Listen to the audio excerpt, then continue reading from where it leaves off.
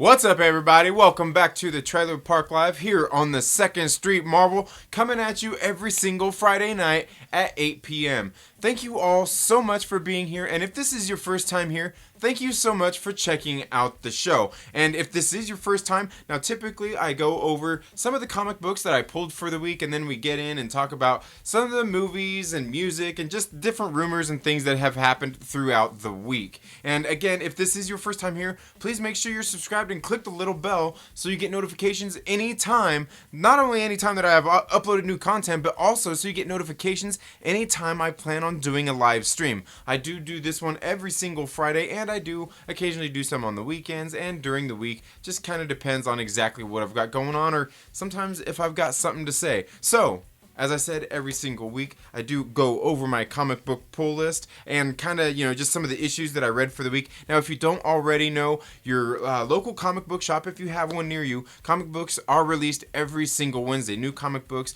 by like Marvel Comics, DC, Image, Dark Horse, all kinds of different comic books out there that you can choose from. And they're not all superheroes. There's all kinds of different ones for you to check out. And this week, I'm going to be talking about a couple of the ones that I picked up. The first one I'm actually going to talk about is this one right here. It's Venom issue number 13. This is a War of the Realms tie-in. Now, this one actually wasn't from this week. This is actually from, I want to say it was probably from last month. But I haven't actually been keeping up with the Venom series, but I do actually have a few of the series since they kicked it off again last year. I think I have like issues 7, 9, 13, and now 14. But I did finally get in and read this book because I completely forgot that it was a War of the Realms tie-in, and I forgot to read it. And I don't always get all my books read every single week, so I did finally get this read because I got that one read because I had to get to this one, which was Venom issue number 14, and this is a War of the Realms tie-in as well. Now, this wasn't on my comic book pull list this week. I actually had to go back and pick it up because I completely forgot to get it when it's not on my pull list. I completely forgot to get it when I was there at the shop. And, I knew I had number 13 at the house, and I just completely forgot. So I did get in and read these two issues. Kind of interesting, slow-moving issues. In case you don't already know, Eddie Brock has lost the Venom symbiote, so he's basically no longer, like, Venom per se.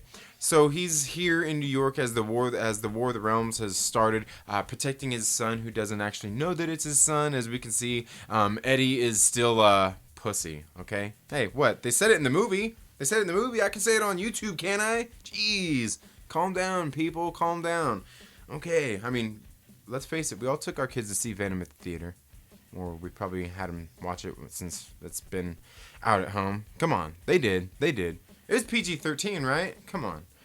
Anyway, I don't know. Maybe I just grew up in the 80s when we used to get to watch those things. But he's there protecting his son. He has lost the Venom symbiote, and he actually gets given this, how would you say, some elven magic from somebody else who just likes to keep things interesting.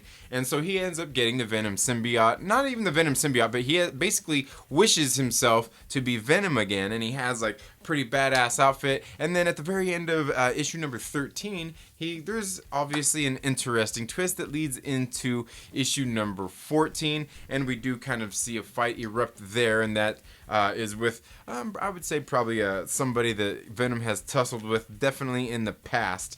So altogether, I thought they were pretty good books. It's really interesting. I haven't ever actually really read a whole lot of Venom before, so it was pretty good to get into. Just kind of like the whole narrative of the story. But it did seem, now like I said, I haven't read a whole lot of these comics before. It seemed like most of the time, most of what was going on was just story being told by Eddie Brock. Most of it was just his own thoughts, not necessarily just his narration, not necessarily his words. So I don't know. I'm sure there's a lot to that, as I'm sure he probably does reflect a lot, as we do see in this book. Now, one other thing I wanted to talk about really quick was last week, you all seen, if you caught the show, I was talking about War of the Realms Giant Man. It was a tie-in issue, and I wasn't trying to be mean in what I was gonna say about the book. And, you've probably seen me toss it in the trash and everything. And needless to say, I mean, I didn't actually just throw it in the trash and leave it there. And nobody actually even commented that they wanted it. So, what I did was I went ahead, I reread it and everything, and I kind of figured that given my reaction to what I thought about it, I kind of figured that I owe you guys a reason for why I feel that way. So I've got a video I'm going to do. I'm going to do a review of this book and let you know exactly my feelings about the reasons why I felt the way I did and the reasons why I did that. Like I said, it was not a terrible book by any stretch of the imagination. It was just a little odd, just kind of the way the story was being told. There's kind of just some there's not even undertones in it. I mean, it's overtones that happen in this book, and I don't know. It was kind of off-putting, and the whole story in itself was just, I don't know. It was just a little off for me. It just seemed, I don't know, and I'm sure it could be just due to the writer. Maybe I don't know. I'll explain that in a review that I'm going to be doing, and that should probably come out next week. If not, it might come out by the end of the week, and it's really hard to say. And speaking of which, I actually have another video that I've got coming up, and I'll tell you more about that in just a minute, since we're talking comic books here. Okay, the next one I have to talk about, and I've been talking a lot. You guys seen, if you caught my comic book pull list, I didn't get Miles Morales Spider-Man this week. I have to make some cuts. I've been wanting, sometimes my comic book pull list has been a little heavy, and I've been wanting to pull some books out of it, just spending a lot, just a lot of pulls. In particular, there's a lot of Spider titles, so I didn't pull Miles Morales Spider-Man this week, and I'm probably going to just start collecting that on trades. And I actually kind of regret it because I was over at Comic Books University watching Professor Bill, and he did a little breakdown of it, and I was like, man, I want to go get this book. I want to go out to the store and get this book, and they had this really cool variant cover with Mysterio on it, and you know what? Like, sometimes you gotta stick to your guns, man. You gotta stick to your guns. And so anyway, enough of that. But I have been wanting to get into some more smaller publishers, just some more little things, just something different out of the realm of Marvel or DC. And I haven't been reading a whole lot of DC. I have actually read Hawkman, but I wanted to pull something that was a little more independent from a smaller publisher. And you guys have seen I've pulled, some of the Betty Page and the Elvira and the Bubba Hotep and Army of Darkness. But this one, I would say this one's probably from a much smaller press. And it was a different story. Now, how it sounds like something you've probably heard of before. If you caught my thing on Wednesday, my comic book pull list on Wednesday, I did kind of mention that. But Neon Future, I picked this issue up, and it's on Impact Theory Comics. And I gotta say, I'd never heard of Impact Theory Comics, and it's apparently, I see here on the back, who it says to follow. It says, follow us at IT Comics, and also at Tom Bilyeu, Bilye, I don't know, Bilyeu. And I thought that name sounded familiar, and when I seen pictures of him, I was like, this guy kind of looks familiar. I think maybe I seen him on Facebook or something, videos or something with him. And then the other name was also, it says it's presented by, you can see right there, it says presented by Steve Aoki? I don't know, is that too close there? There we go. Steve Aoki. I'm sorry if I'm mispronouncing that. And apparently I did get in and look him up. And he is it looks like he's like a DJ, makes music, does big shows and everything. That's kind of what I seen him doing. And this book was actually really, really good. I actually liked it on a lot of levels. And I'm going to get into some of that here on the show tonight. Not too much because, like I said, I'm going to do a review of this book as well. I really did enjoy this book. Now, I know, there's a lot of things that have been going on in comics lately. A lot of people having problems and issues with things. But I actually think this one small book, it sounded almost like Ghost in the Shell to me, where there's these people that are running around that have basically enhanced bodies, and there's people that don't. And it's been outlawed. And there's this kid that you meet, and he kind of he's on his own little journey, and he's kind of outcast by his family. I thought it was a pretty cool story, and just the way the story is told, I think, is what's important. And we will talk more about that in the review and possibly here a little bit later on in the show, as we do have an interesting topic here lined up today. And we do have a lot of things to cover today, as we've got plenty of MCU news. Aladdin just released at theaters. and, just some things I want to get into. In case you didn't see the caption of this video, I do have something I want to discuss because there was somebody that, made some comments in a video that I had commented on. I'm like, you know what, that actually makes for an interesting topic, and I think that is exactly what we're going to talk about tonight. And I did invite them to come and watch the show. I'm not sure if they got it or anything, but we'll see. And it would be great if that person stopped in so we could discuss this. So, that being said, I'm going to go ahead and hop onto my computer here. As you can see, this camera is really nice. It takes some great pictures, but it's not great for doing live streaming on. And I will see you all in just a minute.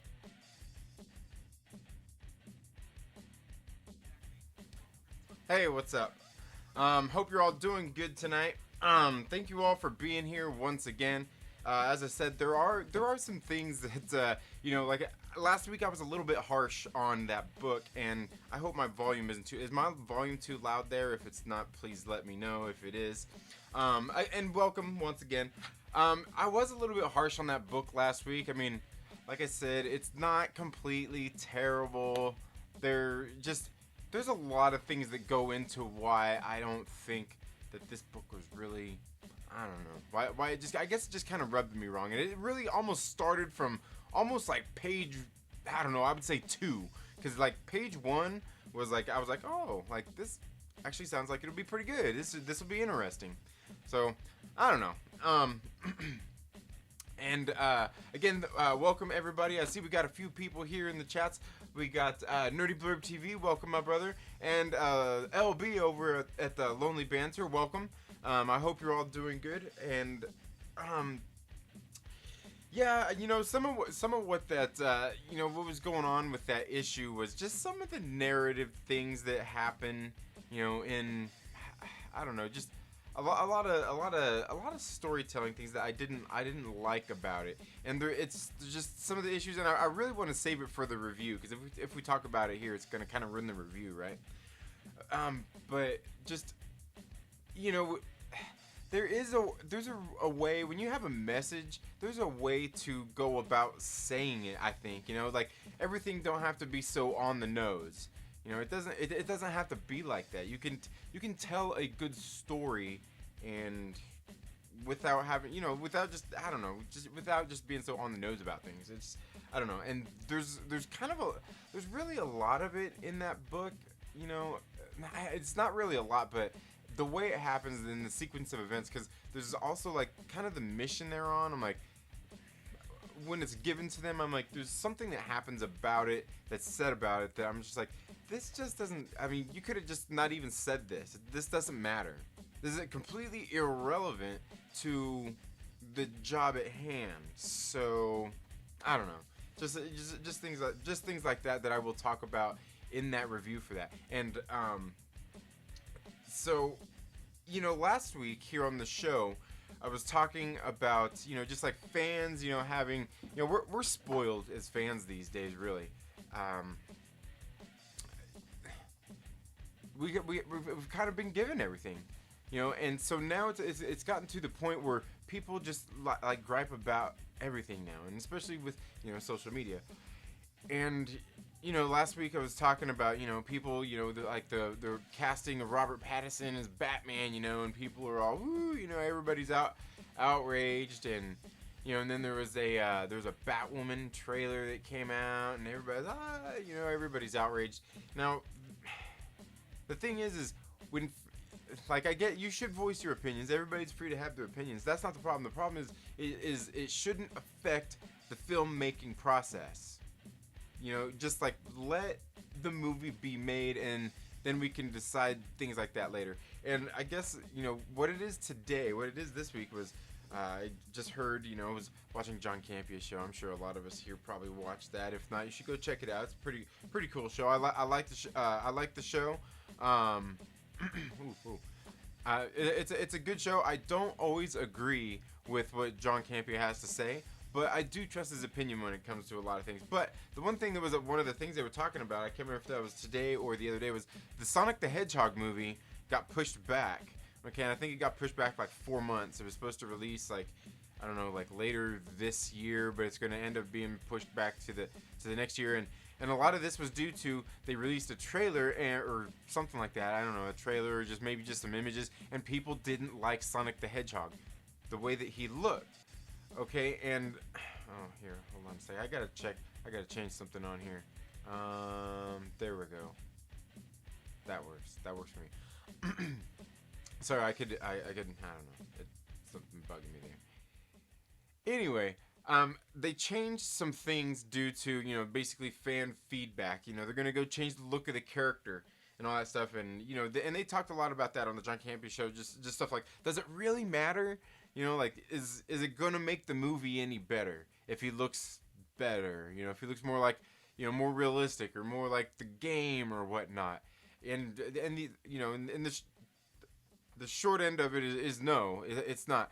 But this is just like one example of exactly what we were talking about last week, where a lot of people had something to say, and so the company goes back and changes it, and just all these kinds of things. And it's absolutely ridiculous. Like, I get that you have to appeal to audiences and things like that, but at the same time, you can't just do that, because once you start caving for one little thing, it's gonna become another thing. And then, you know how it is. Give them an inch, they go 2 inches. Give them 4, they go 5. It's just it's just absolutely ridiculous. And yet, everybody, fans always think like, oh, like they know what's best. And I got to tell you, man, like, fans don't know best. We know what we like. And that's part of the thing, is what we like, and what we know is best is completely different things, because what we think is best is not always best. Because just because we want something doesn't mean that it should happen, And, I'm sure there's plenty of examples of stuff like that out there where, fans have had to say so in something, and yeah, no. I mean, if the fans knew what they were doing, they'd be making their own movies. And, that's not such a bad idea. Certainly a lot of people out there complain about Hollywood and the lack of originality. How about if you've really got something to say about that? How about, go do something of your own? Try. I mean, something. It doesn't even have to be it doesn't have to be big. You don't have to do anything spectacular. Look at what we're doing here on YouTube. It's the same thing. We're creating content for others to watch. And, so, I mean, do something. And at the same time, I'm not going to go out and completely just, like, I don't know, just like that. Like, say stuff like a studio had to do what I want them to do because I'm the fan. I'm the one paying the money for it, if I don't like it, I won't see it. It's just that simple. It's just that simple. But, I mean, I think it's best when fans do not have a say-so in what's exactly like a movie, how it's going on. Like, make the movie that you have to do. If you have to do something big like that, I mean, just make the movie you're going to make and put it out there, and whether the fans like it, they like it. If they don't, I mean, that's the risk you took. But it's same, because you're taking a risk either way with something, especially with something like Sonic the Hedgehog, or I would say just movies based on video games in the first place. I mean, there aren't very many good movies based on video games. Like Tomb Raider that came out like 2 years ago. Is it 2 years ago now? That movie wasn't actually too bad, but, actually I remember watching that whole movie, and maybe I need to watch it again and do a review of that, because that movie, I actually really liked it. Like, most of the movie, it was, like, really good. I was like, oh, wow, like, this movie is great. And not that the ones before with Angelina Jolie were crap, but, I mean, they were kind of like the video game was too. But like that Tomb Raider with Alicia Vikander. I don't know how to say her last name. I butcher stuff, man. But it was actually a pretty good movie until like there became a part. I want to say it might have been until maybe the third act. At some point, like it just became a little over the top and a little too cheesy, and it's like, you really had me on board here, like 100% until you kind of went, I don't know, you went a little cheesy, like over the top cheese. But at the same time, it still worked. It still worked. And I guess that's what we should expect from these types of movies until somebody comes along and actually gets a really good one out there. Because, I mean, people thought the same thing about these silly comic book movies that we all seem to love, that seem to be so popular. So, it's hard to say. I think it's really hard to say. But in the end, fans probably shouldn't have to say so. I mean, us as fans don't really know. And like I said, even if we are out there creating content, like, I'm creating content, you're creating content, that still don't mean that I should have a say so. That just means I'm creating content. Getting back to that point I was talking about earlier, that just means I'm creating content. But at least I'm giving it a shot. And the thing is, a lot of the ones I've been doing lately have been, just more kind of like this, like conversation, like, because when it comes down to like doing movie reviews, comic reviews, essentially what are you doing here? You're just giving your opinions and what you thought about a comic book or a movie or some music or anything like that. So, I mean, and that's something I was going to actually talk about with some friends of mine. Like just when it comes down to that particular thing, and I've kind of been wanting to switch things. I don't not necessarily switch things up a little bit, but I guess evolve a little bit more. My video on the review of of Venom issue number 14 of Neon Future. What am I gonna do to why would you come watch my video as opposed to Joe Blow over here who also has a video, or why would you come and watch my Venom review when you could go watch Professor Bill over at Comic Book University? And I'm not saying that I don't expect you to go over there and watch it. I mean, Professor Bill knows what he's doing. He knows what he's talking about, right? A book for you, kind of tells you what's going on, and then he leaves it up to you to go check it out. So a lot of times I have to hold off on his videos and watch some of them later because I don't want the book ruined for me, and I'll go back and watch it later. Or if there's one like that I kind of like Spider-Man, I'm always caught up on those, so I kind of there's really essentially no spoiling it. No matter what he's going to talk about in the video, because it's not like he spoils the comic books. So the thing is I need to offer something else that he doesn't to get you to watch my video. Because, I mean, you can go watch his, but mine would be a different kind of review than his in the first place. And so that's the thing. And, what makes you different from what everyone else is doing? And a lot of that comes down to our personalities, talking about how we feel about things like that, and then explaining why. And that's why I kind of also want to dive more into those issues that I was talking about last week, and even the review of that Neon Future that I picked up this week. So like I said, that was a really good book. And moving on, we'll get into Aladdin is what was next. Aladdin's finally on at the movie theater, and did any of you get out to go see Aladdin? I don't know about this. I've got the cartoon, we got the cartoon. We can just go watch that, watch it at home for free. Is it different than that? I mean, okay, it's probably different, but I don't know. It just, to me, it's not appealing. A lot of these live action remakes, and believe me when I say, because I was talking to somebody else about this today, it's not because I'm like super emotionally attached to the original cartoon. It's not like that, because for me, it's really not like Lion King. I mean, I seen that when I was a kid. I haven't seen it since then.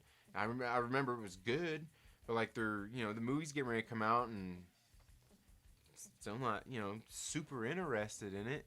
And even when I go watch it, don't remember the Lion King well enough, and maybe I need to order the Lion King anyway, and go so I can watch that again.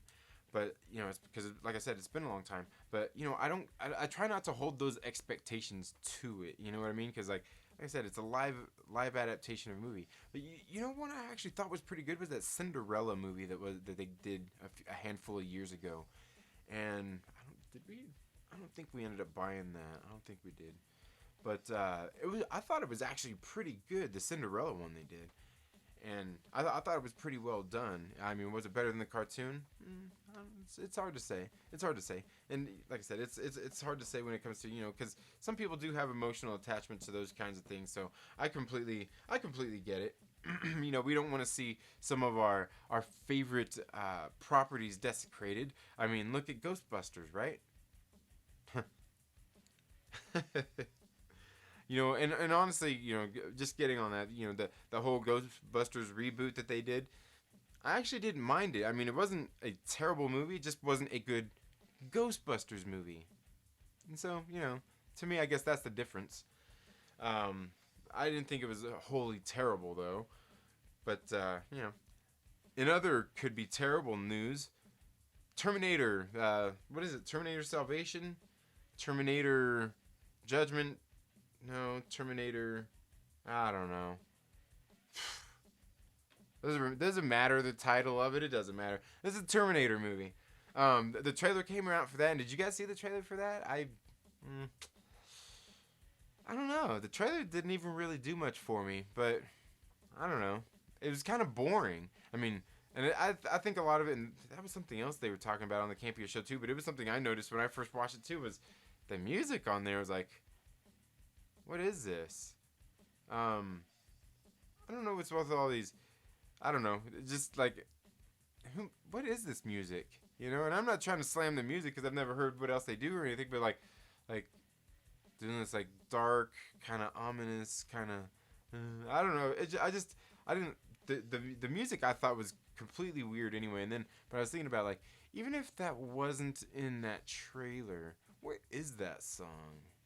You know, just kind of weird. It's an odd song.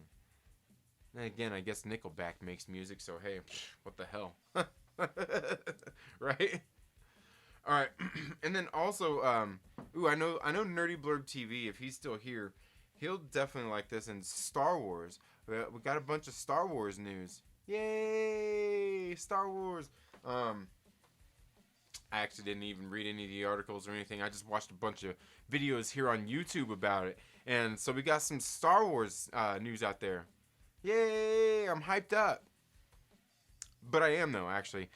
He just hearing a lot of things. You know, they showed some of the pictures. They were talking about the Knights of Ren, and just I don't know, because like that trailer came out, and I thought the trailer it was okay. I mean, it wasn't the greatest trailer, but I mean, the trailer's a trailer. You know what I mean? Like some trailers are really good, and you know, get you pumped up. But like, yeah, a bunch of Star Wars news. You know, the Star Wars hype is gonna start building up.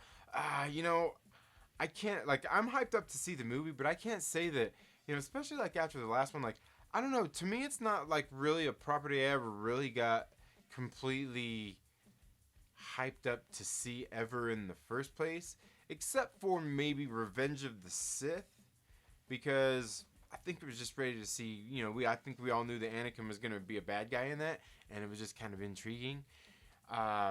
God, what was the one before that? Attack of the Clones. I remember when that came out. I wasn't like overly excited for it. It was like, hey, you know, Star Wars movie. Just kind of like I feel now about this next one. Like, hey, you know, I guess I was pretty hyped up for the Force Awakens when that came out. I was pretty excited about that, I guess, and you know, we went out to go see it and everything. You know, and that was a good movie. I don't remember being hyped up for The Last Jedi.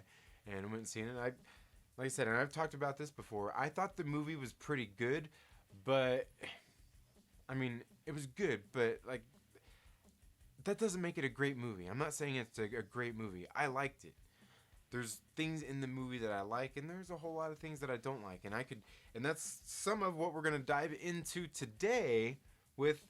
Kind of with today's discussion, but before we get into you know some of the next thing we really want to talk about here, which is you know basically I guess the I don't know the title I put here in the description is what I want to talk about.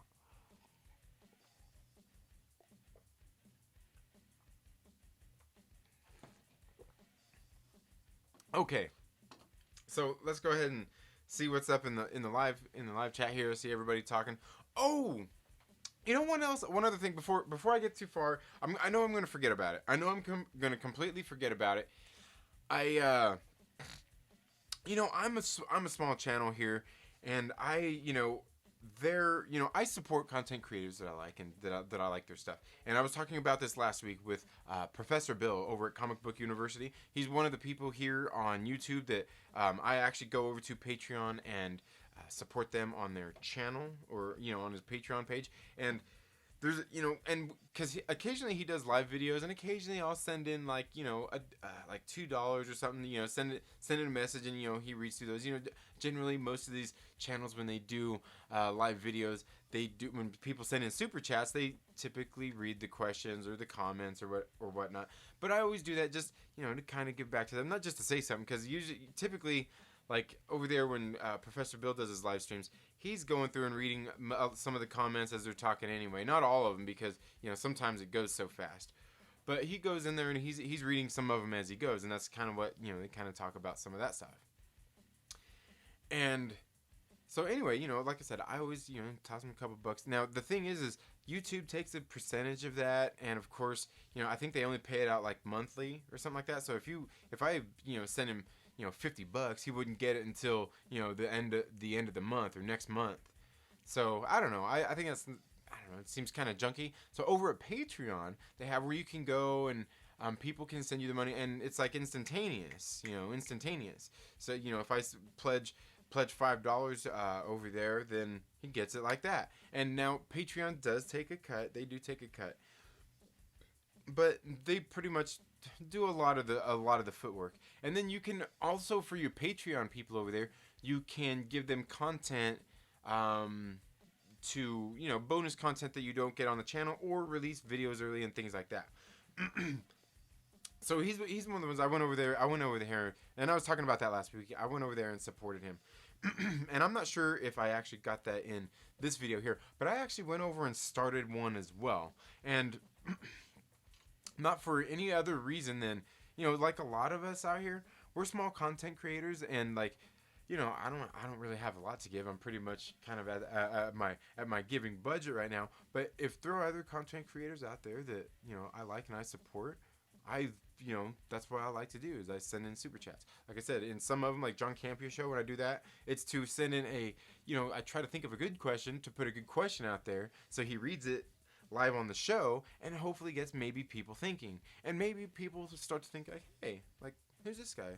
Asking, click on profile, go to profile, because I do that a lot of times when I'm in the chats and things like that. I go and I click on the person's profile and say like, oh, okay, well, this is just a user. They don't upload any videos. They just got a bunch of liked videos, just commenting. And then sometimes end up finding people who are there who are other content creators as well. So and I figure, maybe occasionally people will do that with me if I present, so it's almost like advertising. But yeah, I did create a Patreon page because, I do, and I put a little intro video over there. I do have a lot of things that I want to do. And you can find that over, I'm not sure if it's in this video, but I'll make sure it gets in there later. But it's Patreon, it's patreon.com/Second Street Marvel. Imagine that, right? But, and the thing is because I want to, I got bigger plans, bigger things that I want to do. And there are some of you that I would probably like to get involved. And if not involved necessarily in a way like involved with what I want to do, you could still benefit. There are still ways to get you, I guess, get you out there with what I want to do. But I do have some plans, and like I need money to get some of those things started, because it's not really money that I have just sitting around to do. But once I get those resources, I would definitely need people. I honestly would need people to help me do it. It's a website. I want to start a website and things like that. So, and I would need contributors. I would need contributors out there and things like that. So, and that's also part of the reason, like, I started the Patreon, just, for that. If somebody tossed me $1, $2, $5, there's different levels over there. I got them all set up. And offer different things. I just went over there and I just put some things on there for the tiers or whatnot, just for some different tiers. You can do kind of however you want, I think. But I did that because, like I said, there are some things I need to do, like my lighting. I could use better lighting. I don't have all the money in the world to go be picking this stuff up, and and just things like that. And even, like I said, even getting a website started and just things like that. I could always use some help with. And I'm sure there are other people out there, like I said, like me, like you, who would see something like that and be like, hey, you know what? Like, I like to do that. Yeah, I'll toss him $5. Sure. Or you can do you can do a one-time pledge of like $10. They got different things that you can do. You can do a lot of different things on there. But because like I said, it's just an option. It's not anything people have to do. Nobody's obligated to do it, but if that avenue is there, why not use it? Because I was thinking, one of the other things I'm going to do, because what a lot of people do is they release their videos there early, and then they put it on, release it on. Basically, you'll upload it to YouTube and you have it unlisted, and then you put the link there, and then people can use that link and go watch the video. So the people there have that link and they can go watch it early, and then you can premiere the video later, and then just everybody can go watch it. So I'd probably do something like that for some of the videos. Obviously, not like my comic book pull list or obviously this show. But, just other, like, reviews and things like that I have coming up. I may post those on there, a few days early, a week early. I don't know, however long I get it recorded ahead of time, and, can make it worth your while. And also, also kind of grow a community over there as well. So kind of people may have some input, things they want to talk about. Because, I always could use some input here on the channel, advice and things like that. And it would be just like, because I was thinking, the first X amount of people that are there, I mean, they're my first people to help me grow the community, and I want to make it special for them and make them kind of be like a founders kind of thing, like we're all, like these were the original 10, something like that. I don't know. Anyway, so I started that Patreon. I'm not sure if it's in the link of this video, but anyway, feel free to go check it out. Like I said, it's nothing anybody's obligated to. Oh, let me get another drink of water here before we continue.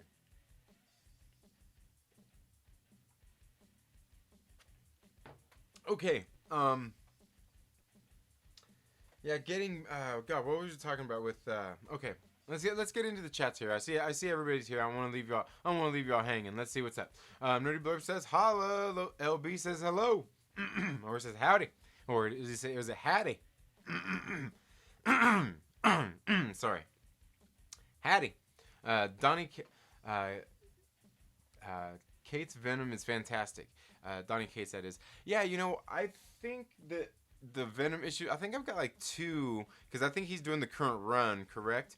I've got like maybe 2 issues that were before the War of the Realms tie-ins that were ones that he done. I just haven't got to read them yet. I just read these ones because they were part of the War of the Realms. But these ones are actually done by, what's his name? Colin Bunn? Yeah, I think it's Colin Bunn or something like that. Colin Bunn.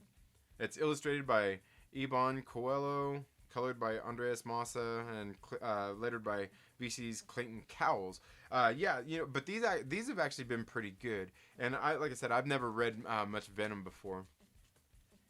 LB says, "What's up, Nerdy Blurb?" Bro, Nerdy Blurb says, "Bro, glad it's got us the weekend because work has been ridiculous. Nice big weekend. Man, I bet you do stay busy too, man. I bet you do." LB says, "Indeed." Nerdy Blurb, love how you lead into the live stuff like that. So genius. Yeah, it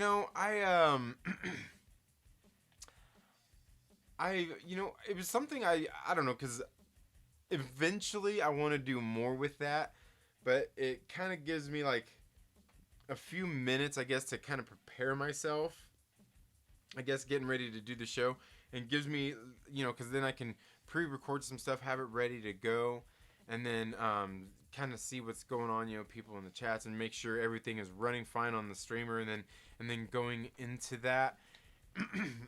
If I had a better camera, I would probably do even more.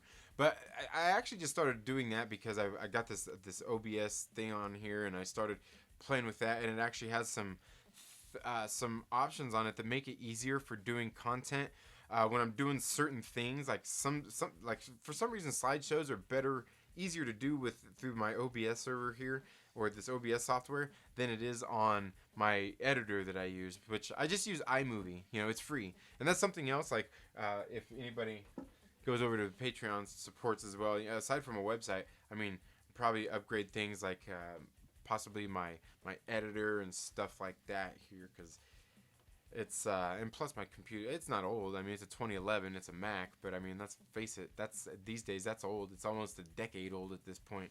Jeez, man, it's almost as old as my daughter. Yeah, dang. So but yeah, I started, I kind of got the idea one day. I'm like, hey, I could pre-record some stuff and have it ready to go. And I usually just do that here, like maybe like at 6 o'clock or 7 o'clock before I start the show. So it's not too soon before, but it gives me, just a little time to get everything ready and, I don't know, I guess kind of squared away. Make sure everything's running smooth. Sound is fine. Okay, cool. Because sometimes I don't want the sound to be too loud, and I think sometimes it is. I even turn the music down a little bit as well in the background. You can probably hear it just a little bit. Okay. You good? Okay. Yep. Nerdy Blurb TV says no. Yeah, I said the same thing. They got more than a design to fix. Oh yeah, with the Sonic. Yeah, they got more than design to fix. I mean, whose idea was it to make a Sonic the Hedgehog movie in the first place? I don't know. Who wants this? I don't know. Sonic sounds like a disaster just from the mere mention. Oh, need to see it. All of them. Oh man, need to see it. All of them. Which ones? What was I talking about there? I don't remember. But yeah, I don't know. As far as Sonic is concerned, I probably won't go watch that. I might wait for it to come on Netflix because it'll probably be released straight to Netflix. Watch. It's just gonna go straight to Netflix. Look at. Oh, you know what? I don't know. Did Woody Woodpecker actually go to the theater? I thought it. I don't know. I can't remember if Woody Woodpecker made it there or not, but it got to Netflix pretty quick. I'll tell you that much. But you know what's funny is my kids actually love that Woody Woodpecker movie. Have you guys seen that on Netflix? Oh man, it wasn't. Nerdy Blurb says I try to make things more of a conversation rather than me word vomiting. That's why we do collabs and fan cams. Yes. As far as your content is concerned, yes. Yeah, and I was gonna say your content is definitely different because you're not necessarily doing just reviews and the way you do things. I'm telling you, like, for one thing, your editing skills, just everything you do. If I had all that creativity and all that know-how and stuff, I would totally do my videos like that because like I could probably think up some cool stuff to do, man. But you got those skills and you've got all the hardware to do all that, man. More power to you, brother. Because I'm telling you, your shit's fucking legit. Man, and I just said an F word on live TV or live YouTube. I'm sorry, kids, but you need to go check out Nerdy Blurb stuff, man. Sick editing. I don't know, Brian, if that's what you do for a living, and I kind of have a feeling that it is. But you should be making some big money doing that. Let me tell you. You do a good job with what you do. Maybe, and I think I said this before. Marvel could probably use some pretty good people over there. But better yet, DC actually, I think they need some talent over there. So I think maybe you need to hit those people up, submit some videos.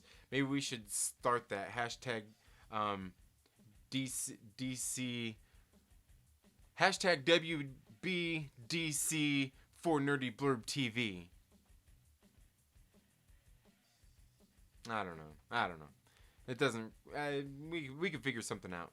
But yeah, I mean, making content, it's something unique because, there are a lot of people that I follow here that make similar content. I mean, okay, let's face it, they make the same content. I make the same content. Comic book pull list. Oh, hey, look at my comic books. Okay. Now the thing is, I've noticed like Geek Show Joe over here on YouTube. He's been doing stuff different lately.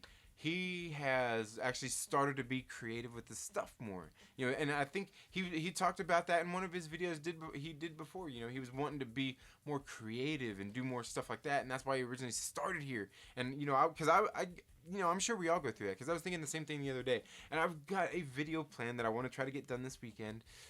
Kind of bring me back to some of the stuff that I originally started other things off as. And, you guys may see that here at the beginning of the week. And I've got other things that I want to do too. I was thinking like I do want to do some other skit type videos or just humor type videos as well.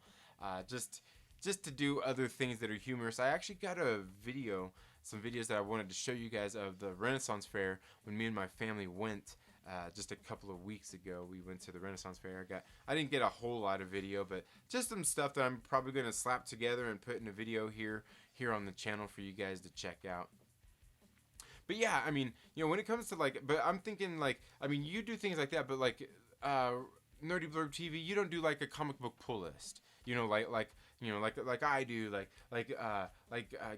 Geek Show Joe does, like so many of us do these comic book pull lists. And like I said, I watch most of the people that I follow. I watch their comic book pull lists. I do. That's like if you go watch. Oh, that's one channel. Wildebeard Reviews. His is a little unique in the sense like his is different than like say mine or say even like Geek Show Joe, in the sense that he actually kind of goes through on his comic book pull list, and he kind of gives really more like, I don't know, a pretty good narrative around what's been going on in the series, along with the issue and kind of what it's maybe supposed to be about or whatnot. And he presents his a different way, and I really like what he does over there. I'm sure you guys have probably checked out Wildebeard Reviews. I like the way he presents. He's got a pretty cool little format. Now, is it a format that a lot of other comic book YouTubers do? I honestly don't know. I mean, aside from some of the people that I just know through various groups here that we probably all know, I don't really watch a whole lot of the other videos because like honestly, other than those guys, I mean, do I really need to go watch 100 other comic book pull lists? And that's the thing. That was my whole point, is what do I have to offer that somebody else don't have to offer? Why would you watch my video over somebody else's? And that's that's not necessarily exactly why I'm trying to do some more independent publishers as well. But I'm doing that because I want to get into some more independent comics, because there's been in the comic book community, let's face it, we've all heard about Comicsgate, right? The crazy Comics Gators, right? Now, the thing is I don't think they're all so crazy, but a lot of them are very outspoken. And, these days when you're outspoken, it doesn't matter no matter how you feel, there's always going to be opposition, and somebody's always going to be extreme. So somebody else is going to be more extreme. And that's just kind of how it goes. And I don't want to give necessarily any attention to anybody right now, because that's not necessarily my space or my place right now, or quite yet. I mean, I don't know if I want to step into that arena of stuff covering things like that. But in the end, you'll see in some of my coming videos, I have to. I actually have to. It's not anything I necessarily want to do, but I'm finding that I'm going to have to, I guess, maybe get my point of view out there, why I feel this way about that, or why I feel this way about that, and give my reasons why I feel that way. Because, and that's the other thing though, is because we live in this reactionary culture where no matter what I say, if you don't like what I say right off the bat, you have the knee-jerk reaction, and you just shut off. You just shut off. You don't want to hear anything, and it's done. It's just like a conversation you don't want to have, no matter what I say after that. So, and that's the bad thing about like this whole Comicsgate thing is, like I said, people are entitled to have their opinions. Now, the thing is I guess everybody on both sides, from what I've understood of this issue, is right. They're not that they're right, but they have an argument to be made.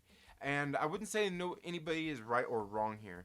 Now, the thing is for me, I would say like comic books and like music and entertainment in general is an expressive medium. And so what do you do with that?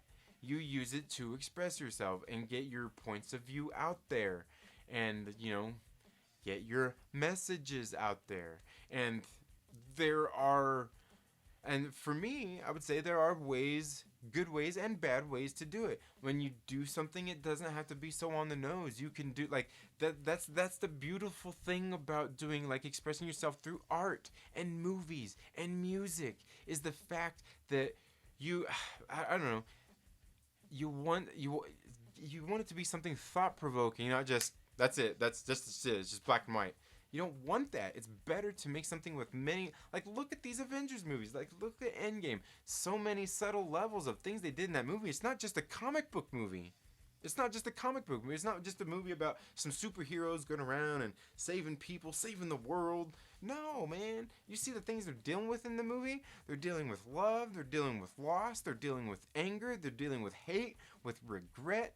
I mean, PTSD, depression. I mean, they deal with so much in these movies, and that's the thing is, it's better for me. It's better to just kind of put that in to let the story do the talking. You don't have to have the character just outright coming out and saying, I'm strong man, I'll beat you down, woman. That's what I do. Like, no, you don't. That's not how you do. I mean, if you know what I'm talking about, like, I'm a strong woman, and that's just things like that. It don't have to be so on the nose. You can say that through the story. And that's some of that is what I'm going to be talking about in some of my upcoming reviews, because and that's where a lot of the just from what I come to understand of the Comicsgate thing is where.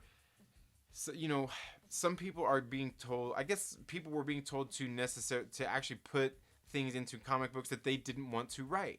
And so they, they're just like, okay, well, you got the job, and you're supposed to do what your boss says, so they do it anyway. And you can always tell when somebody does something they don't want to be doing. Okay? So, some of them broke off and started doing their own books. But, and also then you get, some of them who just like, oh, whatever. Like I said, there's no problem with that. You put messages in comic books. They're expressive mediums. They're there to express your feelings or your viewpoints or get a point across or bring up an issue. But it doesn't always have to be so on the nose. That's what's so great about, that's what's supposed to be so great about the art. That's what's supposed to be so great about the art, is expressing those things in an artistic way. Because if you're just coming out and saying it, it's not artistic, is it? It's just expressing. It's not expressing something artistically. It's just saying, it's just saying your message. That's it, Artistically, do it artistically. I mean, that's what these are. These are comic books. I don't know. I could be wrong. And that's something, like I said, it's not an arena I wanted to step into, because there's so much debate about this stuff. And like I said, I'm not going to get into all of that kinds of stuff, but because like I said, and that's one of the issues that I was reading this week, where you can see, and it's something I was talking about, like in the Black Widow issues, Jen and Sylvia Saska. I am going to be doing another review of that series overall, not just talking about you need to go pick it up like I did in the last one. Because the way the story is told is what's so great about the story. That's what's so great about it. Because you don't have to say things, you just show them. That's what gets, that's where the art comes in at, Otherwise than that, I mean, if you want to tell your story just outright, just go go write an article for Newsweek or USA Today. Get a job, get a job being a reporter, and stop writing comic books or stop writing movies. If that's all you want to do, and I think that's just the problem with things that are so on the nose. I mean, when it comes to certain things, just go tell the news. Just do that. Just get here on YouTube and make a video. So yeah. Wow, I guess I kind of went off on that. They could have made a movie like that or called it Ghostbusters, and it'd been fine. Yeah. They could have made that movie and had it be fine if they didn't call it Ghostbusters. That movie would have been just fine. I don't think many people would have had a problem with that movie if they didn't call that movie Ghostbusters. Terminator Dark Fate teaser trailer did its job. It teased, did what it needed to do. Yeah, it did. Oh, and I did like your video on that too. I did like that. That was a good one. And that was another one. Again, you brought in another one of your friends in, and those are always fun. I like how you guys react to it. But one of these days, I'm gonna do a trailer reaction video, and I got an idea for what I want to do for the trailer reaction, and I think you guys will like it. I've been talking about it, but I think I'm finally starting to piece things together. I'm starting to get stuff written down, and I'm gonna get some stuff scripted up for that. It's gonna be pretty funny. You could do a lot worse than Nickelback. Yeah, you could. There's a lot worse than Nickelback out there. Trust me. He said, WTF, I don't like Star Wars. Was this fool trying to be ironic? No, maybe moronic. Maybe moronic.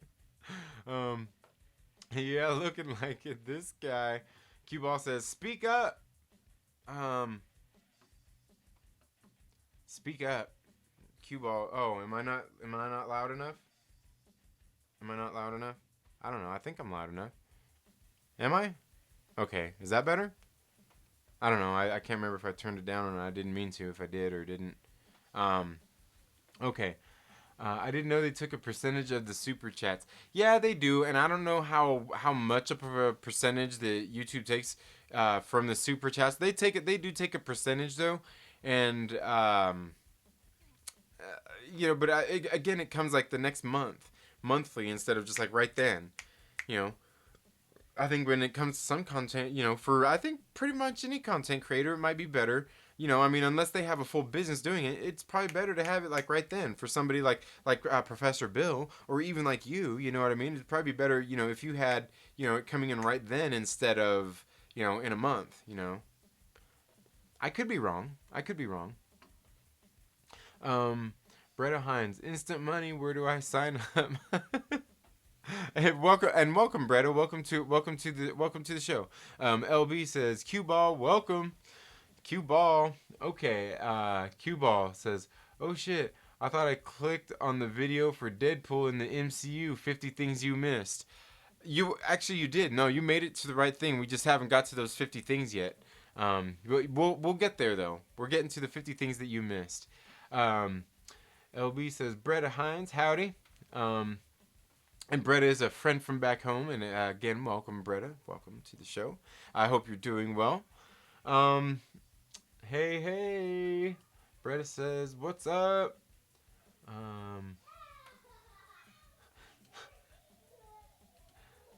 Okay, Cue Balls. Oh, what did you say? Where'd it go? This dude ain't reading comments. Let's talk. Yes, talk shit. It's all good. Talk it. Bretta says, Trinity, you're rattling like an empty wagon. Yeah, I know. I do that. I do that. That's the point of this show, to go on and on. Cue Ball stands up. I'm a wagon. Bretta says, Radio Flyer. The wagon? What are we talking about? What? Oh, okay. I gotcha. LB says, I use OBS too. Yeah, it's a pretty cool little program. I like it for doing some of the things like some of the slideshows and things. It works a little bit easier on something because like when I do it in iMovie, I'm just using free programs. When I do it in iMovie, like each little thing I have to go in there and click and do all this crap too. Like they don't have a thing where like they have certain things where I can set it up, and when I import them onto my project, they go in at a certain way, but then you still have to go in and modify them and everything. Where on here, I can just have it scroll through them all in like the full image and have it fit on there. Where on there, like it's a process. I'm like, man, that's absolutely ridiculous. I don't know, man. But yeah, the OBS makes it easier on some things. And I like it too because when I'm doing like these live shows, I can go through and I can put on images and things while I'm here live and bring different things on.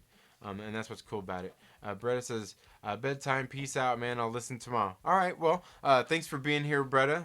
Have a good night. Man, I'm going to be ready to get some rest as well. I actually got a movie I got to go finish watching. I rented a movie at Redbox last night, and I'm going to do a review on it because I think it's going to be an interesting one. It reminds me because it's a Jean-Claude Van Damme movie, and it just reminds me because the other day I was on this channel. He's a recent channel. I seen him come over here and comment one day, and I went and checked out his channel. Is it called What Were You Watching? And this dude does these pretty, I don't know, I like what he does. He does these videos and everything. Just like what he does is really creative, and they're very humorous. And then he did this one video that was really funny. I thought was absolute hilarity. And I'm like, but the funny thing is because it's not like he's just like trying to be funny. He's, matter of fact, I almost don't even think he's trying to be funny, but it comes out funny, and that's what's so good about it. Because I mean, in the end, he was being humorous. You know what I mean? So like, I mean, especially like if you know when it comes to like if you know like watching like say a video here, or unless you're just telling jokes, comedy is hard to do. Okay, comedy is hard to do. But like when we see that, you just like we're talking about the Ghostbusters, comedy is probably I'd say comedy probably has to be the hardest. If you ask me, and I don't know, I don't make films or anything, but I would say just from a viewer standpoint, comedy has to be probably the hardest thing to make because when you're making a comedy, you're not always trying to be funny, and sometimes some of the best comedies aren't necessarily where people are being comedic, you know. So I would say like making a movie, a comedy, a great comedy is really, really, really hard to do. I'd say like a lot of people like horror movies. I think it was Kevin Smith or it was somebody out there were saying like if you want to get into movies, start with horror movies. Not necessarily just because they're easy, but because you can do a lot of things with a movie like that, maybe to kind of stand out, and also do be creative at the same time and just kind of really show a lot of chops, a lot of things at the same time. Where you're trying to make a good drama or something, that's kind of hard to do. Um, or just things like that. Like I said, even a comedy has got to be like probably the hardest. I would think like one of the hardest things to make as far as like movie genre types. I think that would definitely be the hardest. And what about action? I think actions. I don't know. It kind of depends. I think an action is probably somewhere right in between. It would really depend on just how good you are being able to do what you can do with the action. I mean, look at Quentin Tarantino, how he does some of the action in some of his movies, where obviously things are violent going on, but you don't always see the violence, but it's conveyed. Just great stuff. Um, Nerdy Blur says, appreciate that, man. Thanks. Wow. Thanks, though. It is, but thanks. Okay, I figured that was, but yeah, I figured you did like editing. Whoa, let's not get too crazy. Ha ha ha. That's crazy, but talks. Um, no, it's not crazy, man. Like your editing skills are sick, and maybe you need to inbox me and let me know what it is that you do, and like where I can see some of your work that you do professionally.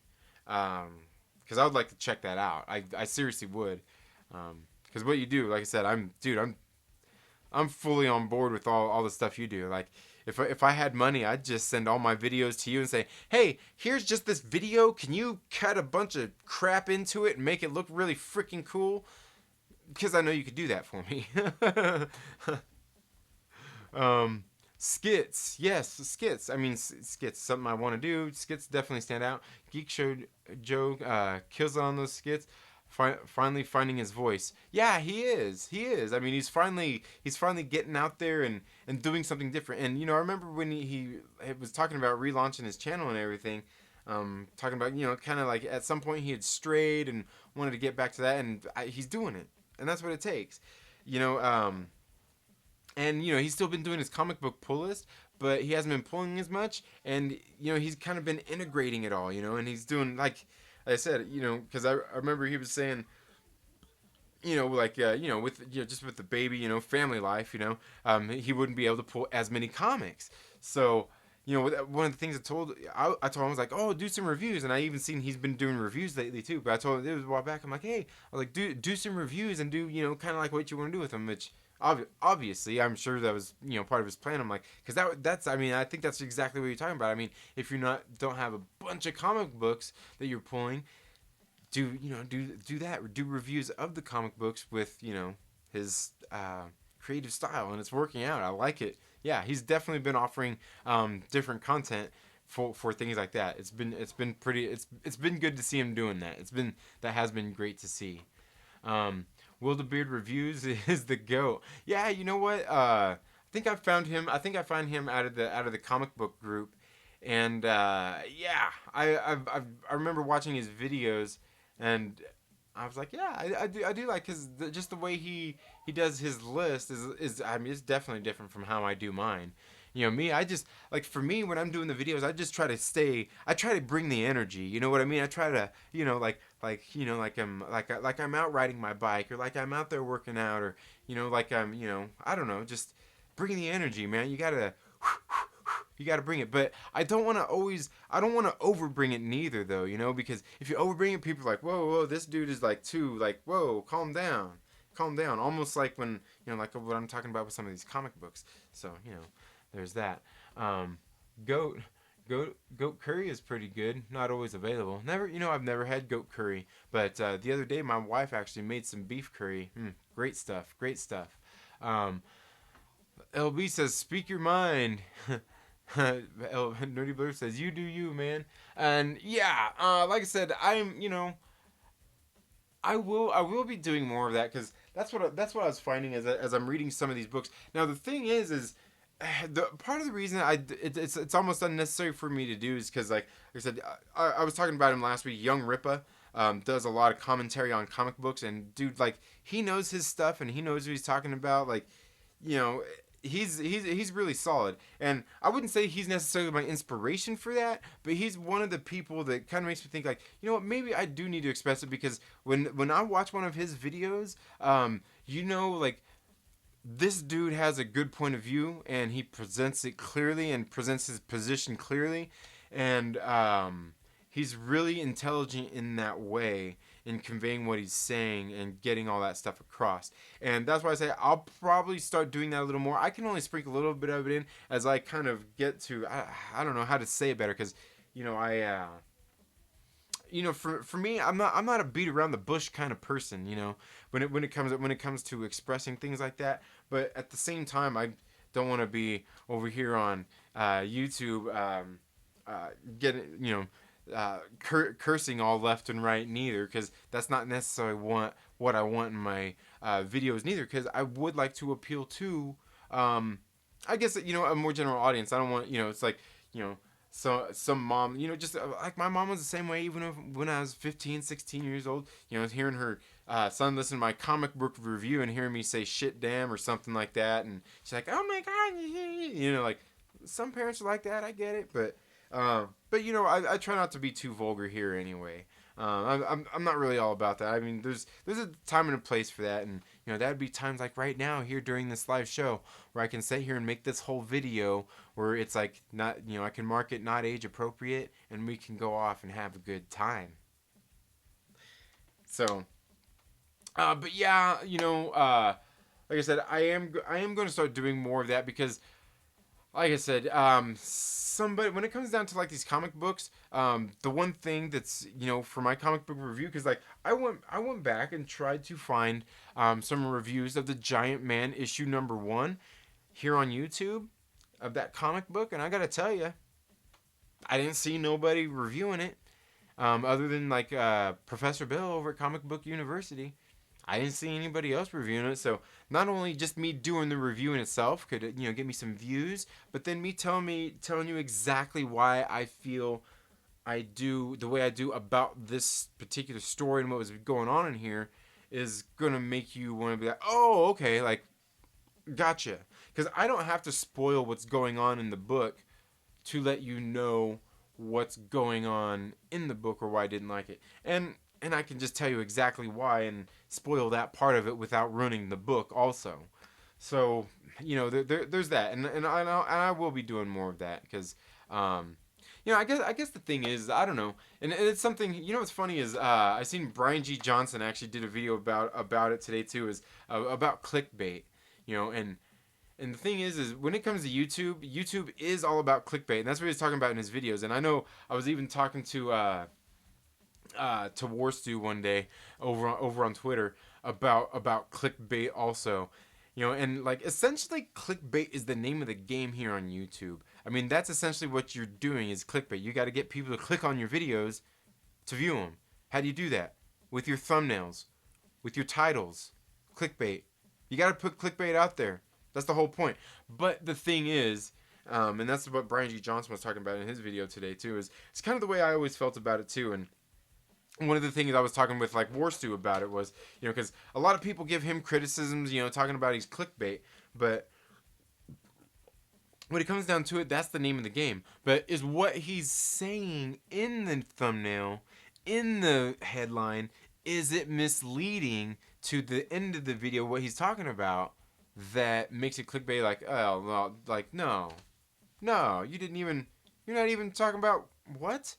No, because what he does, because there was a couple of things that, like, he did one time, and I told him, I was like, hey, man, like, and he's like, well, I mean, it is, I was like, okay, but, and he explained his position a little more on, it was just like a couple of specific titles, like, okay, I'll give you that, because, like I said, I know that clickbaiting is the name of the game, but at the same time, there are some of the channels, and I was talking about them, I can't remember if it was this week, or last week, or the week before either, some of those channels, some of the channels, like, I just kind of started unfollowing, just because I've got a couple of channels that I already follow that do that kind of content, and I don't need, kind of like, the comic book pull list, I don't need to watch 100 comic book pull lists. I just go, see a few of them, of the friends that I know and follow, and, I don't need to watch, I don't have 100 friends anyway that do comic book pull lists for me to go watch. But I do like to go, like I said, I do like to go watch them all to see what they have to offer and see what they're doing. And eventually, I was thinking maybe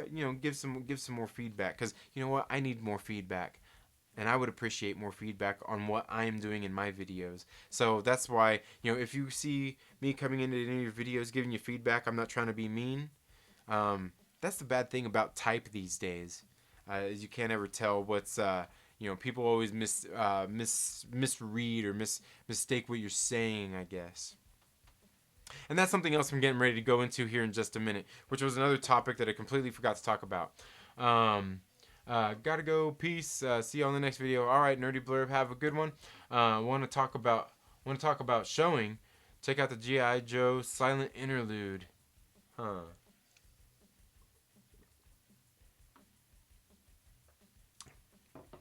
I don't know. What are you talking about there? Sin City Silent Night. I don't know what you're talking about. What is that? Hell, take a look at my cousin. Hell, take a look at my cousin. He's broke, don't do shit. Oh, man, that's a good one. Office Space, man. Classic. LB says, always funny listening to bro.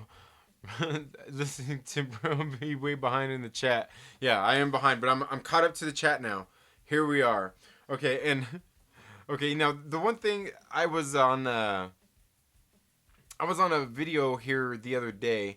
Actually, it was just earlier today. So somebody was talking. We were talking about the Spider-Man. It was the conversation was about. Oh, here I'm going the wrong way here. Okay. The conversation was about the Spider-Man Far From Home and a lot of things coming up in the movie. And, they posed a question in the bottom, like, hey, what do you guys think of this news? And, just that kind of stuff. So, and somebody replied to me, and it was something that I wanted to talk about here on the show tonight. And, I completely forgot. We've just been flapping my gums on and on about different stuff. But it was right here. We're talking about Spider-Man stuff. And here's where it was getting down to the whole meat and potatoes of this video about the MCU, or do they adapt comic books? Is the thing is, and here's what made me get into that is this guy on this channel. I was over there watching Den of Nerds, and let's see, is it gonna show up here? Oh yeah, okay. He put on here. Let me see if hopefully this stays on here long enough. I wrote on here about the Spider-Man news. I said, this news makes me giddy, if only because the narrative threads that have been set up in Avengers Endgame that lead to things to the comics that I'd love to see. However, I'm sure they'll switch it up since they don't quite adapt from the comics. Regardless, I can't wait to see the show. And then this other guy gets on here and replies to that with, let's see here how long this slideshow takes you. I didn't think I had it set up to take this long. But right here, Risk Factor says, hey, one thing to consider. Feige says of his 3 key foundations is staying true to the comics. so they won't ever stray too far. And we're talking about holding true, like just like to the comics and everything. And he was saying, just kind of about what I said, like they won't stray too far from the comics. And so I replied, here's my reply. I said, risk factor, there's so much evidence that makes this claim untrue. Kevin Feige saying that they'll hold true to the comics. There is much that has been done that don't hold true to the comics that they have strayed from. Ant-Man, Ultron, Spider-Man, those are just a few examples without even touching on the more controversial ones. They have strayed far, yet they have still managed to make some great films.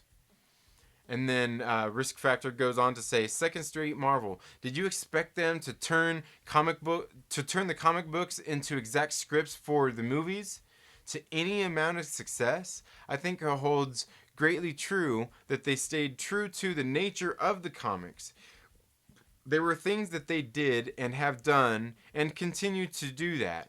They really don't have to, but just for the sake of the source material and its fans, they do. So we might have to agree to disagree on this one because, oh man, and I lost it, man. Dang it. Let's see if we can bring that back up here. Oh no, it's gonna we gotta bring that back up here. Let's go here. We're gonna minus that. We're gonna minus that. We're gonna minus that.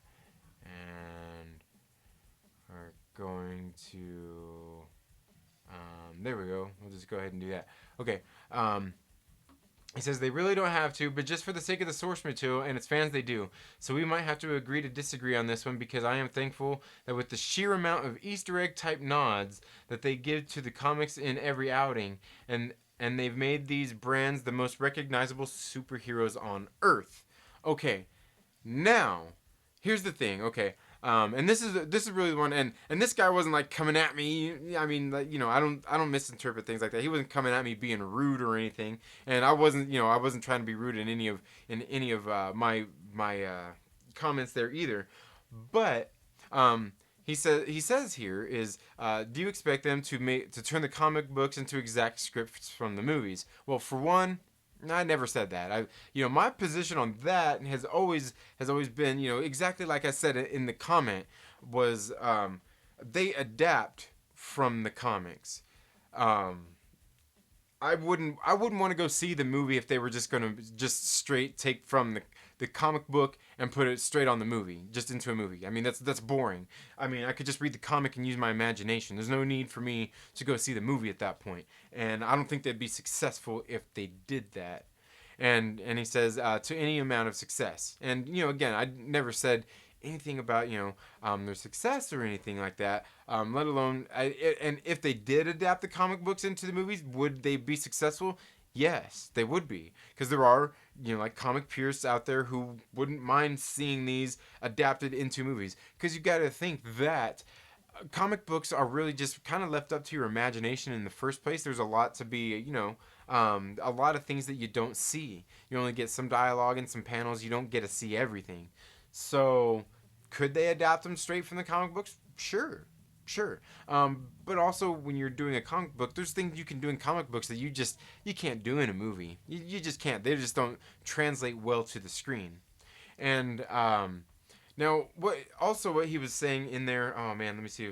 I don't know if I can show that again on here. The one thing is that he was saying that Feige says that one of his key foundations is staying true to the comics, and they won't ever stray too far from that. And I said that that's absolutely untrue. And here's the reason why is they've just like the reasons I listed. There's Ant-Man for one. I mean, Ant-Man was a founding member of the Avengers. Okay. He was a founding member of the Avengers. In the MCU, no. Hell, he's not even an Avenger in the movies, in the MCU. You know what I mean? He's not even an Avenger. And that's just starting there. And that's just starting with Scott Lang. Let's not even get into Hank Pym.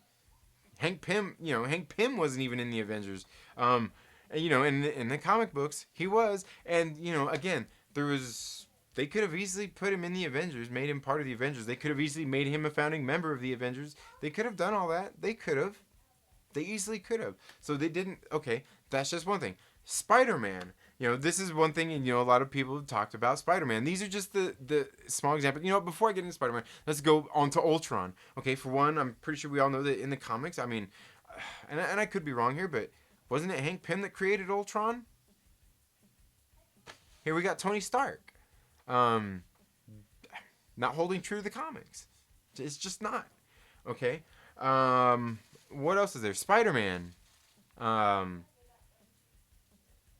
Spider-Man had his Uncle Ben, his Aunt May, and you don't have to put Uncle Ben. You don't put Uncle Ben in there. Yeah, fine, whatever. But Spider-Man made his first suit, and he started making suits.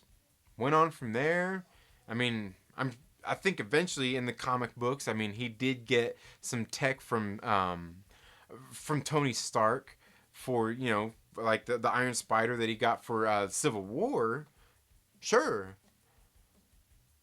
but here in the MCU, they haven't even done that. And hell, how much have we even seen Spidey swinging around New York City in the MCU?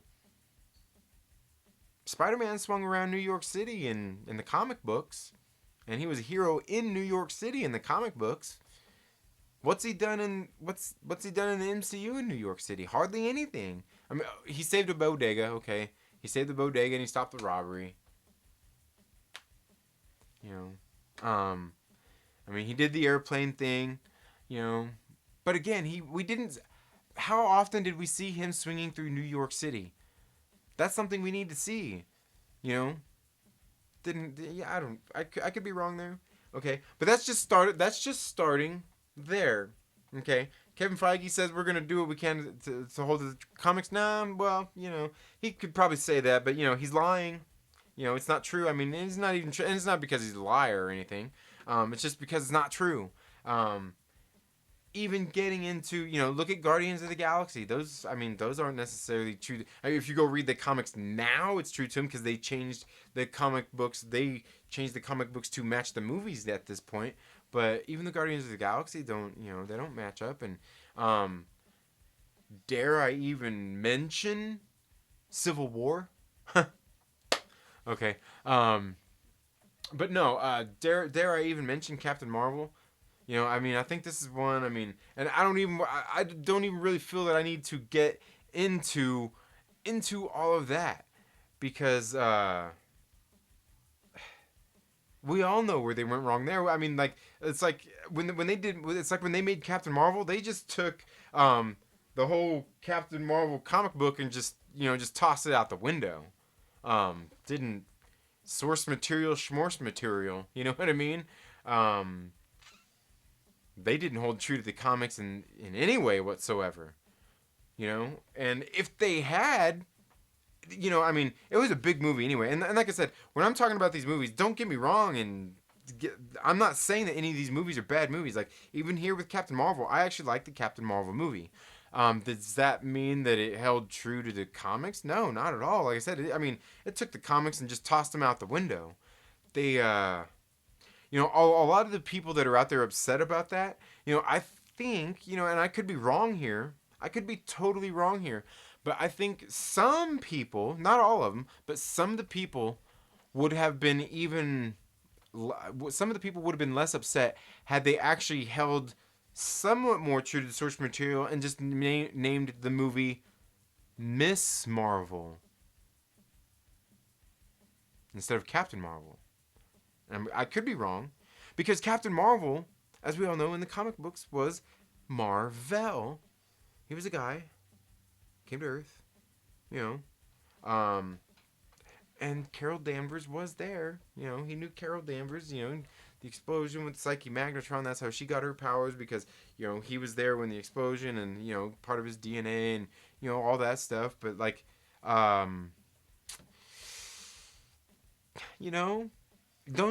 could be wrong there, but am I wrong? No, I'm not wrong here. They didn't hold true to the source material. So, so that begs, to question exactly what we're talking about here is, do the movies I mean, do they adapt the comics? And I guess in the end, at this point, when we're talking about the example of like Captain Marvel here, the answer is no. They're not adapting the movies, the comic books into the movies. That movie, honestly, I don't know that that movie really had anything to do with any of the comics, really. Even in the life of Captain Marvel, and that's one thing I was talking about. I think I talked about that in one of my Captain Marvel videos. Is for me, um, if they wanted to redeem that movie even more, because like I said, I don't mind the Captain Marvel movie. I like the Captain Marvel movie. It's not a terrible movie. But the thing is they could for me they could redeem it even more if they actually went to show, because they still could. It's something they still could do. But I mean, are they? I doubt it, because agendas. But the thing is they could easily go back and put Captain Marvel in there and bring him in. And the reason I say that is because in the Captain Marvel movie, we don't get any of Carol Danvers' backstory, other than she was from Earth, she was in the Air Force, she had a best friend, she bonded with her best friend's kid. We didn't learn anything about her family. We didn't learn anything about where anything, anything. And that was the thing, like, about the movie. Like, it was a movie. It was an origin story with no origins. You know, but they still made a pretty good movie. I mean, like I said, it wasn't a complete crapshoot. I mean, I liked the movie. I mean, I'll go so far to say it's a good movie. But again, does it hold true to the source material? No. I mean, it's like I said, it doesn't even. It's not even like it's completely. No. The Spider-Man, true to the source material. I mean, even paying homage to the source material. No. All of a sudden, like in the MCU, we're already at Peter Parker owning Parker Industries. And that's if exactly what we see in these trailers is going on. That's if he's even wearing that Iron Spider suit, because we see the Iron Spider suit there in the trailer. Is he even wearing that damn Iron Spider suit in the trailer? Because we see that one shot where he's there with Happy, where in the previous trailer he's wearing the old one, the Stark suit, and then later he was wearing the Iron Spider suit in that same shot, in the same scene, or it looks like the same scene. So obviously they're misleading anyway, but like, I mean, just given the Iron Spider suit, and if he's gonna have like technology and doing those things like the Stark internship and all that kinds of stuff, we're already at Peter Parker and Parker Industries and all that stuff. We're already at Peter Parker Iron Man, and while that holds true to a comic book, a character arc, Peter Parker has done that in the comics. We haven't got classic Spider-Man in the MCU. So again, the question comes down to is, are they adapting comic books into movies? Let me know what you think down in the comments. Are they? I don't think they are. I mean, they are using it as source material. I mean, they're not adapting anything, and because they're not holding, they are. Let's just face it, they're not holding true to the source material. In some ways they are. In some ways they are. Tony Stark is still a billionaire philanthropist, and I say he's still a he. So, okay, yeah. They held true to the source material there, I guess. I guess. I'll give him that. I'll give him Iron Man, I guess. I mean, I'm sure in some sort of way I'm sure they still messed up a lot. I never went back and read Iron Man's origins or anything. I'm just not like really big on Iron Man. I'm not a huge Iron Man fan. I mean, in the MCU, I like him. He's great. But even then, I mean, he's still barely a good guy, and he's not that interesting of a guy. And I mean, in the MCU, I like his character arc and how it's gone through the course of the MCU. But again, I'm just not really big on Iron Man. Captain America, that's a different story. I like Captain America. Now, is his story in the MCU hold true to the comics? I haven't actually read the whole Captain America origins either. But as far as I know, they did pretty good. I mean, for his actual origins. Now, as far as the events, how they all unfolded, yeah, that I don't know about. I'd have to go back and read more of the classic character. But I guess ultimately what I'm talking about is like, are they holding true to the classic roots of these things? Because like I said, like Captain Marvel, they didn't. Spider-Man, they haven't been. Guardians of the Galaxy, adaptation, and now that adaptation turned into the reality in the comic books. Those are the versions of the characters we have in the comic books now. So, did they hold true to the comic books? No. I mean, now the comic books are holding, it went the other way. It flip flopped there. So, and that certainly seems to be kind of the case with the Captain Marvel movie, but not necessarily because, I mean, Carol Danvers did eventually take on the mantle of Captain Marvel in her own book. And again, I think it was the thing that not a whole lot of people were happy with either, just because a lot of people were like, why? Because she did good as Miss Marvel anyway. There was, if something ain't broke, don't fix it. I mean, why? There's no reason to make that change. And, they made it. And, some people like it, some people don't. Like I said, I haven't read enough Captain Marvel to really give my opinion on that. I have read some of the current series of Captain Marvel, the recent Kelly Thompson run, and I've read those, and I mean, story in them's. I mean, I like the story. Some of the messages in there, some of the stuff that it's just so on the nose, and it's like it doesn't need to be. It doesn't need to be, especially with what you see going on in the story. It doesn't need to be. You don't have to say these things in here. Why are you saying this? We get it. We get it. So again, so do the comic books hold true to the source material? What else we got? We already talked about Ant-Man. Thor. Nah, I don't know. I mean, he's Odin's son. He's got a hammer. He throws it. It's magic and stuff.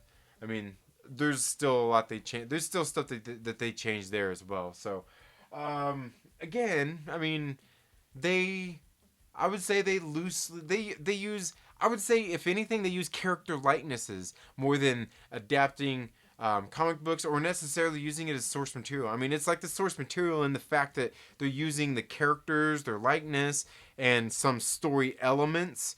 But other than that, they're not adapting comic books. They are making comic based movies, but I wouldn't say they're not really adapting comics, because I mean, look at even Infinity War and the Infinity Gauntlet, and the whole Infinity Saga. It's not Infinity Gauntlet. It's not. Yeah, I don't know. So essentially, I mean, they're not. I mean, and I guess that's where. We're like, Young Ripa talks a lot about that on his channel. We're like the normies are always talking about when it comes to like the MCU movies and everything and defending them in that manner. In the sense like, oh, it's a different universe. But yeah, it is a different universe. I mean, and I think that's why some people have problems with some of the way the movies are going about things. And they certainly, and I get it. You want your comic books. People who have been reading the comic books, following the series forever, they would like to see those adapted accordingly. And I get that. Nothing wrong with that. But I mean, I guess in the end, we've got to face the fact that they're not making. They're not adapting. They're making comic based movies. They're not necessarily based on comic books. And I'll leave it at that. I'm going to go through the last couple of chats here, and then I think we're probably done here for the night. It's been just a little over an hour and a half, and thank you all for being here. Now let's see.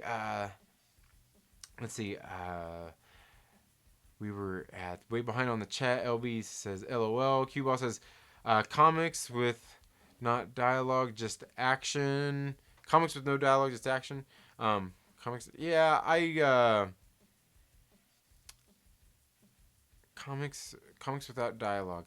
Yeah, no, I wouldn't want comics without dialogue. I mean, but you could do. I mean, you can still get your point across with just the pictures too. I mean, the picture tells it's worth 1,000 words, right? Right. I guess that's why things don't have to be so on the nose all the time. Because a picture does speak 1,000 words. Agreeing to disagree is weak. I never agree to that ever. Yeah. Yeah. I mean, I can agree to disagree. Yeah, but I mean, that just means that you don't have. I don't know. I guess you don't really have an argument to be made. Because yeah, like I said, in that particular case, I mean, I didn't. For one, I never said that I expected them to adapt the comics straight into the movies. Anyway, I wouldn't want to see that. Why would I want to see? And believe me, I want to see. I want to see some of the stuff that happens in the comics on screen, but not necessarily the direct adaptation of it. That's the difference. So yeah. Um, LB says, "Ha, because people weak." He got that. He got that dude's bike. Oh no. Yes, he got that dude's bike. Oh, Spider-Man. Yeah, that was a good one. And aggressive, really relaxing. Welcome to the show. Thanks for being here, man. I appreciate you being here. Um, oh man, I just assumed gender. Dang. LB says, "What about Captain America?" What do you want to talk about Captain America? About it? No, about him being. um, Captain America. Yeah, I mean, like I said, I don't know. I don't really. Spider Man is the one that I know the best because when I was growing up as a kid, he's the one I loved the most. So I really know Spider Man classically. I know that character classically more so than I know like Iron Man and Captain America and things like that. As far as staying like true to the roots on something like that. So yeah, that I don't know so much. But Spider Man, I mean, and oh, and Hulk, and Hulk. Yeah, I don't even want to get started on Hulk. That's just a hot mess. That's just a hot mess. We won't even go there. But you talked about it after I asked. Oh yeah, the Captain America thing. Yeah. I was kind of thinking so. So yeah, I guess that's all I've got for this video. Like I said, I did make a Patreon page. If anybody ever wants to go out there and support me, it's going to be down there in the links. Check it out. But be looking forward to. I've got a video I'm getting ready to release on a. I did kind of a Thor. A video about Thor and his character arc in Avengers Endgame. I've got that getting ready to come up. It's going to be probably premiering here in the next few days. I got some extra input on that from some of you here and even on Twitter. I got some reactions that I tossed in there as well. And I am going to be doing these videos about these comic book reviews because, like I said, what do I have to offer that's different? Well, I'm going to offer you a little bit different comic book review than.